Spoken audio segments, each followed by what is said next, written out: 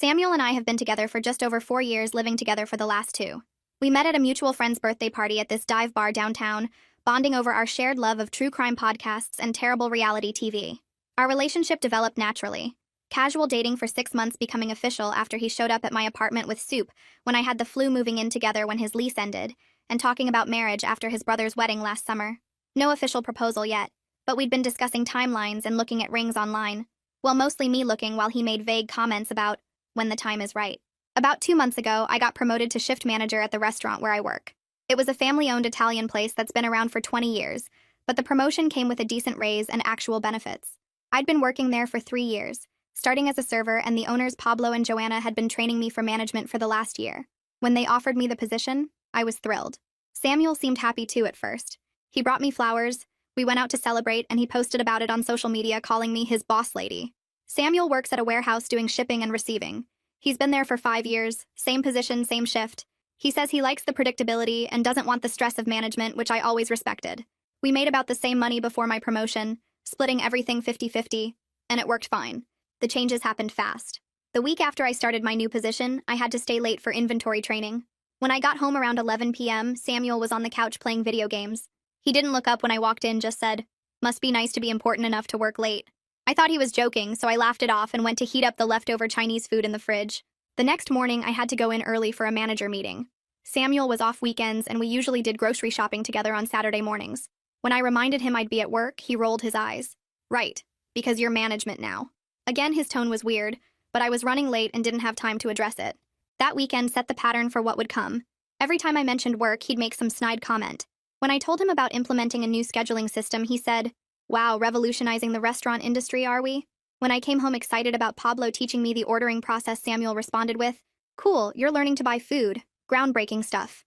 I tried talking to my best friend Jade about it. She said Samuel might be feeling insecure about the changes in our dynamic. She suggested I include him more, make him feel like part of my success. So I started sharing less about the actual work and more about the people, funny customer stories, and harmless gossip about the servers. That seemed to help for about a week. Then came the cooking complaints. Samuel and I had always split cooking duties.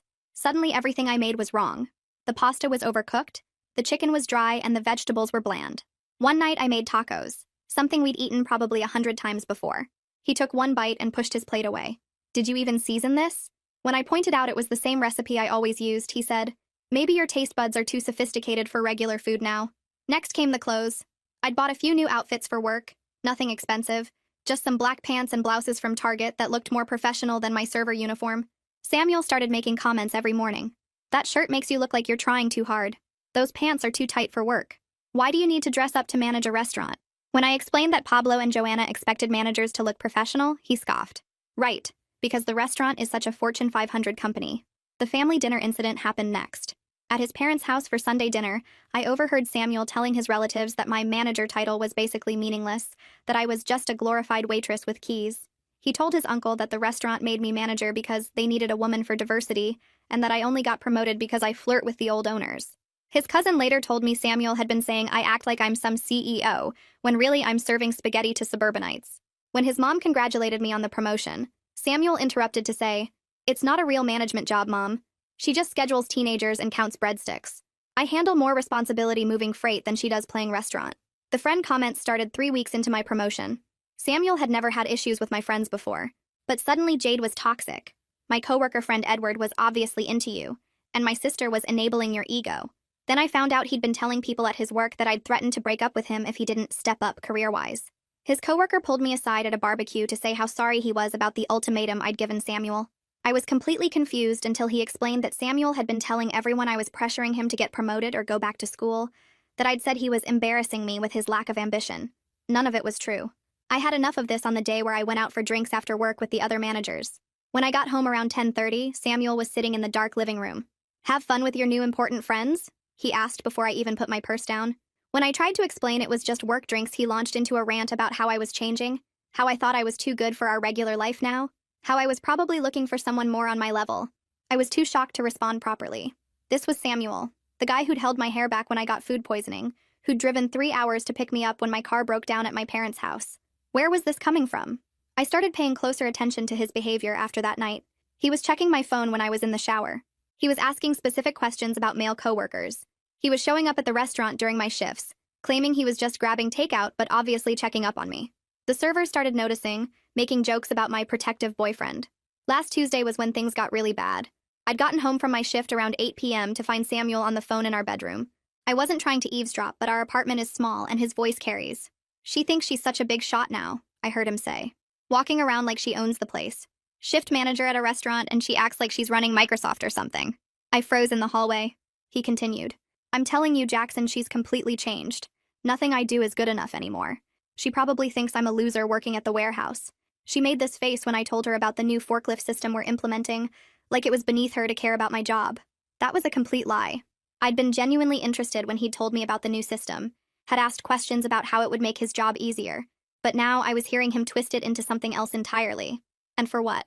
The worst part," Samuel continued, "is how she lords it over me. Every story about work is designed to make me feel small. Yesterday she spent 20 minutes talking about this wine distribution deal she negotiated. Like, congratulations, you ordered wine. Want a medal?" I'd been excited about that wine deal. It was my first vendor negotiation, and I'd gotten us a 15% discount. But I'd only mentioned it briefly, maybe 2 minutes max, and only because Samuel had asked how my day went. I heard him laugh at something Jackson said, then respond, "Right? Next thing you know, she'll be too good to date a warehouse worker. She'll want some dude in a suit who talks about portfolios and synergy." I backed away from the door, went back to the living room, and made noise opening and closing the front door like I'd just gotten home. Samuel came out from the bedroom, phone suddenly nowhere in sight, acting completely normal. "Hey babe, how was work?" I wanted to confront him right then, but something held me back. Instead, I said work was fine and started making dinner, my mind racing the entire time. Who was this person? This wasn't the Samuel who'd supported me through my anxiety about taking the promotion, who'd helped me practice for the interview with Pablo and Joanna. That night, I texted Jade everything I'd overheard. She was furious on my behalf, but suggested I gather more information before confronting him. "You need to know if this is just venting or if he really believes this stuff," she said. So I waited and watched. The next few days were torture. Every interaction felt fake. Samuel would kiss me goodbye in the morning, then I'd wonder what he'd say about me to Jackson later. He'd compliment dinner, and I'd question if he was being sincere or setting up for another criticism. By Friday, I was exhausted from the mental gymnastics. Friday night was my late shift. I was closing the restaurant, which meant I wouldn't be home until after midnight. Around 10 p.m., I was doing paperwork in the office when Edward knocked. "Hey, there's some drama in the parking lot. Your boyfriend is here and he seems pretty drunk." I rushed outside to find Samuel arguing with our bartender, Anthony. Samuel was clearly intoxicated, swaying slightly, pointing his finger in Anthony's face. "I know what you're all thinking," Samuel was saying. "You think you're better than me because you work at some fancy restaurant. But she's my girlfriend, not yours." Anthony, bless him, was trying to de-escalate. "Nobody's trying to take your girlfriend, man. Let me call you an Uber." That's when Samuel saw me. His expression went from angry to something meaner. "There she is, the big boss lady. Come to manage the situation?" He said manage like it was a dirty word. I was mortified. My staff was watching. A few customers walking to their cars had stopped to stare. I kept my voice calm and quiet. "Samuel, let's go home. I'll drive you." "Oh, you'll drive me?" How generous of the shift manager to chauffeur the lowly warehouse worker. His voice was getting louder. "Tell them, Allison. Tell them how you look at me now. Tell them how disappointed you are that your boyfriend isn't ambitious enough for your new life." Edward stepped forward. "Man, you need to go. You're embarrassing yourself and her." Samuel laughed bitterly. "Of course you'd defend her, Edward. You've been waiting for your chance, haven't you? The promoted girl with the loser boyfriend? Perfect opportunity to swoop in." Before anyone could respond, Samuel turned back to me. "You know what your problem is, Allison? You think you're better than everyone now. 4 years together and suddenly I'm not good enough because you make, what, $3 more an hour? Because Pablo and Joanna think you're special?" I felt tears starting to build but refused to cry in front of my staff. "We're leaving. Now." "No, I'm good here. Why don't you go back to your important manager duties? That's what really matters to you anyway." Anthony had already called an Uber. When it arrived, Samuel resisted at first, but eventually Jackson appeared. Apparently Samuel had texted him. Jackson looked apologetic as he helped Samuel into the car. "I'm sorry about this, Allison. He's been drinking since he got off work." Kept talking about how everything's changed. After they left, I stood in the parking lot, surrounded by concerned coworkers. Joanna had come out at some point and she put her arm around me. "Take tomorrow off, honey. Deal with whatever this is." I was too embarrassed to face anyone, so I just nodded and went back inside to finish closing. Edward stayed to help, not saying much, which I appreciated. When we finally locked up, he just said, "You deserve better than that." I sat in my car and cried for 20 minutes before driving home. Samuel wasn't there when I got home. I checked my phone to find several missed calls from Jackson and a text saying Samuel was crashing at his place. Good. I didn't want to see him. I spent the next morning in bed, replaying everything. trying to pinpoint when things had gone so wrong. Around noon, my phone rang. It was a number I didn't recognize. I almost didn't answer, but something made me pick up. Allison? This is Viola. Samuel's ex? My eyes widened. Viola and Samuel had dated for 2 years before me. I'd met her once at a mutual friend's wedding where things had been politely awkward. But why was she calling me? I know this is weird, Viola continued, but I heard about what happened last night. My friend was at the restaurant and saw the whole thing. She called me because I went through the same thing with Samuel. I sat up straighter. What do you mean? Can we meet for coffee? I feel like this is something I should tell you in person. An hour later, I was sitting across from Viola at a Starbucks downtown. She looked good, confident in a way I remembered being intimidated by when we'd met before. She didn't waste time with small talk. When Samuel and I first started dating, I was a cashier at Target. He was already at the warehouse making decent money and seemed so confident and established. Things were great for the first year. Then I got promoted to team lead. She paused, stirring her latte. The day I told him about the promotion, he was so excited. Brought me flowers, posted about it on Facebook, the whole thing. Sound familiar? I nodded, my coffee suddenly tasting bitter. Within a month, he was criticizing everything I did. My clothes were wrong, my cooking was bad, my friends were toxic. He'd make these comments about how retail management wasn't real management, how I was letting the tiny bit of power go to my head. Viola continued. The worst part was how he'd twist everything. I'd come home excited about solving a scheduling conflict, and he'd tell his friends I was bragging about being a boss. I'd mention a sale goal we hit, and suddenly I was obsessed with corporate culture. Did he ever? I started, then stopped, not sure how to phrase it. Show up at my work drunk? No, but he did show up during my shifts constantly, just browsing, but really checking if I was flirting with male coworkers. I broke up with him shortly after I got offered an assistant manager position at a different store. Better hours, better pay, actual opportunity for advancement. Samuel lost it. Accused me of sleeping with my district manager, said I was abandoning us for my career. I hadn't even accepted the position yet. What did you do? I asked, though I suspected I knew the answer. I took the job and left him. He made the breakup hell, told everyone I'd chosen money over love, that I'd become a different person, that success had corrupted me. Some people believed him. She paused. But here's what I learned later. From his brother, actually. Samuel's dad left when Samuel was 15. Just walked out one day. Moved in with a woman from his office who had a better job, better education. His mom struggled for years, working minimum wage jobs while his dad lived in a nice house with his new family. The pieces started clicking together in my mind. Samuel sees any woman's success as a threat, as a countdown to when she'll leave him for someone better. He probably doesn't even realize he's doing it, but he sabotages relationships the moment the dynamic shifts. He'd rather destroy it himself than wait for you to leave him. We talked for another hour. Viola told me about the therapy she'd done after their relationship, how it had taken her months to realize the problem wasn't her success, but his insecurity. She'd moved to town recently for a marketing director position and was engaged to someone who celebrated her achievements instead of feeling threatened by them. I drove home in a daze. Samuel was there sitting on the couch looking hungover and miserable. He started apologizing immediately, the words tumbling out. I'm so sorry about last night. I don't know what came over me. I was drunk and stupid, and Jackson kept buying rounds, and It wasn't just last night, Samuel, I interrupted. It's been 2 months of comments, criticisms, and accusations. Ever since I got promoted. His face changed, defensive mode activating. Oh, so now you're going to make this about your job? Not everything is about your precious promotion, Allison. I heard you on the phone with Jackson.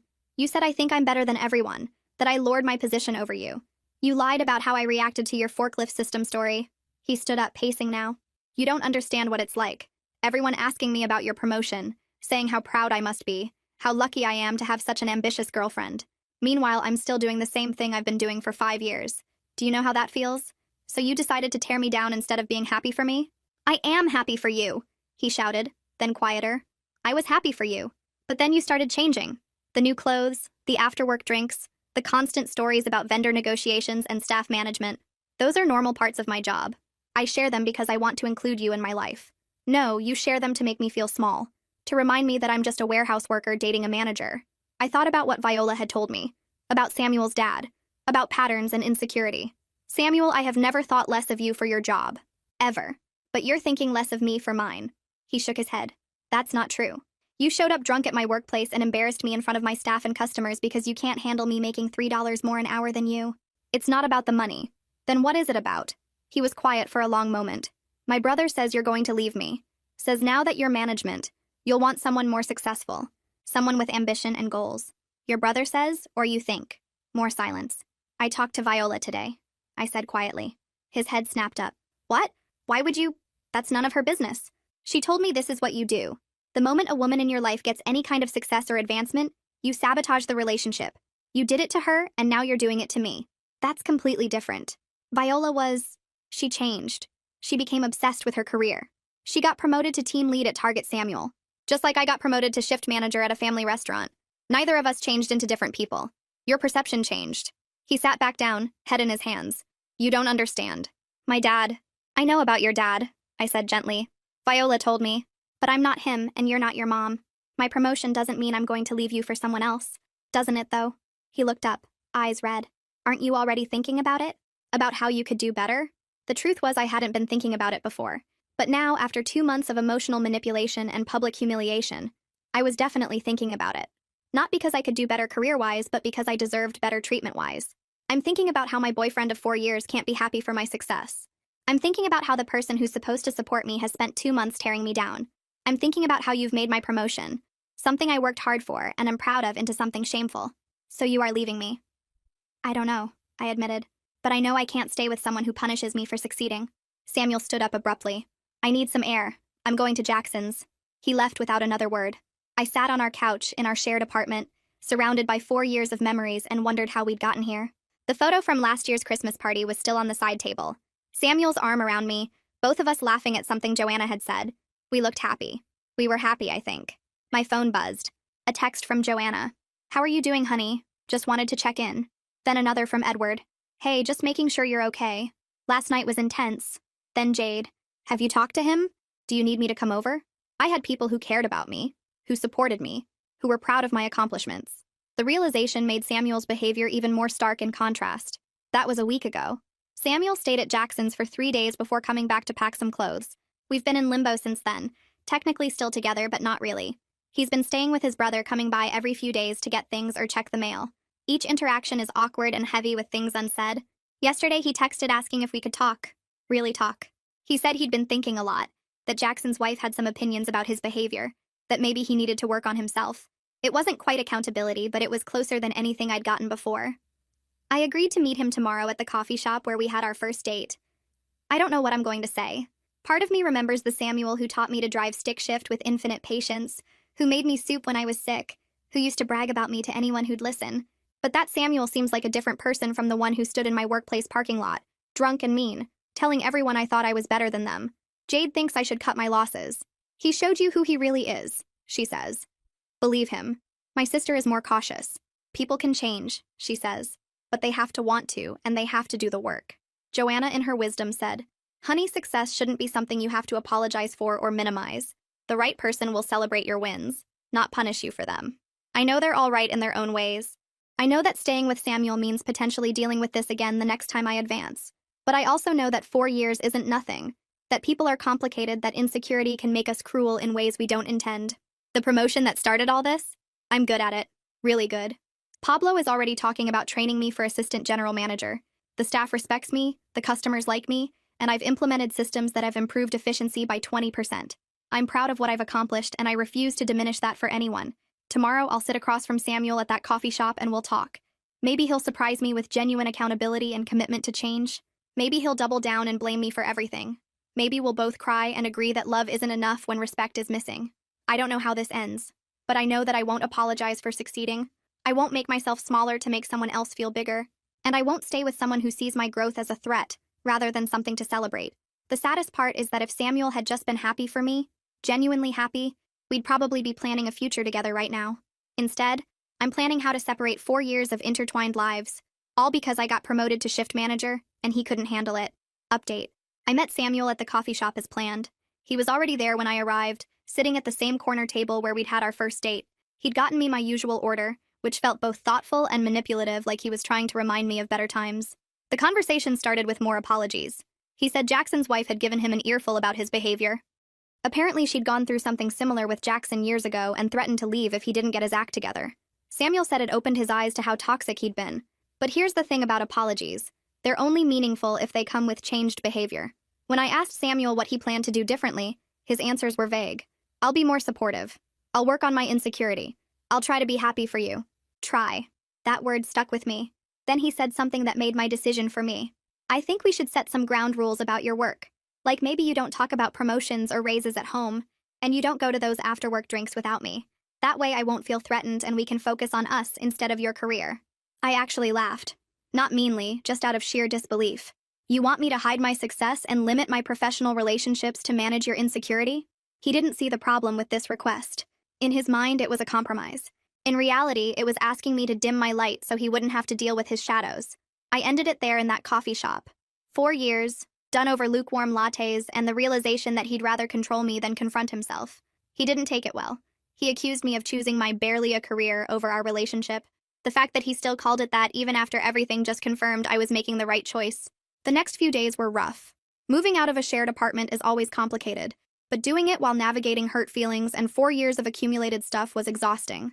Samuel alternated between begging me to reconsider and sending angry texts about how I'd changed and abandoned him. I eventually had to block his number. Jackson reached out to apologize for his role in everything. Turns out his wife had made him realize how his comments about marriage and being tied down had fueled Samuel's insecurity. He offered to help me move, which was awkward but appreciated. While loading boxes, he mentioned that Samuel's dad had reached out recently, wanting to reconnect after years of silence. The timing wasn't lost on either of us. Viola sent me a supportive text after hearing about the breakup through mutual friends. "It gets easier," she said. "And one day you'll meet someone who sees your success as something to celebrate, not fear." The surprise support came from Samuel's mom. She called me last week, said she'd heard about the breakup from Samuel, who'd apparently spun some story about me becoming career-obsessed, but she wasn't buying it. "I saw how he acted when you got that promotion," she said. "Same way his father acted when I talked about going back to school. Some men can't handle women moving forward. Don't let my son make you feel bad for being ambitious. I'm living with my sister now temporarily while I look for my own place. It's actually been nice having sister time like when we were kids. She makes me laugh, reminds me who I was before Samuel, and celebrates every small win at work like it's a major achievement.